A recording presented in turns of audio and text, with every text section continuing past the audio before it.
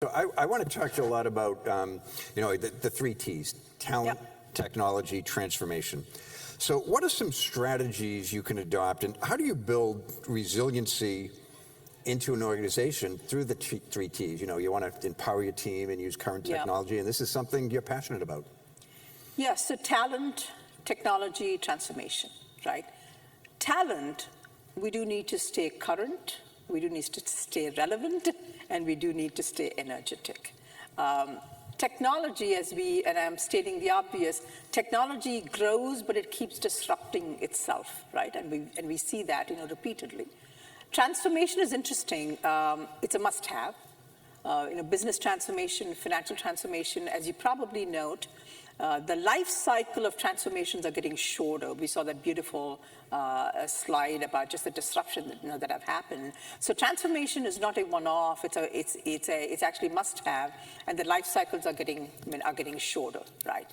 So when we talk about building resilience in the organization and the organization's scale, again, coming back to talent and technology and transformation, particularly from a finance leadership perspective, as a finance leader, you've got to stay current, you've got to stay relevant, you've got to stay energetic. And I keep saying, keep building the teams that buy into a philosophy. I'm not trying to be sort of too hardcore here. We do not have the time to provide someone coaching for eternity, right? They either have it or they don't, and you do have to provide the right coaching. But I do think the right DNA and the right learning will happen. Now, technology, let's talk about this. In my career, I've also managed IT, and I'm going to say a couple things. I hope I don't offend people here, right? So look, two things. The solution to people problems is less people. Right? Yeah. IT is actually very interesting. I don't know how many of you agree or disagree with this.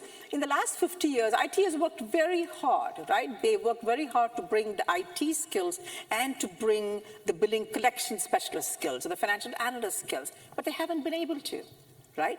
So to me, the future of IT has to be zero IT. And zero IT really means that focus IT on large-scale deployments. When it comes to medium scale or lower scale, and you heard from the last two speakers, we have to create citizen developers within the finance organization, within the business organization. And in that vein, I'm also not a proponent or a fan of the term shadow IT. We should not even be using the term.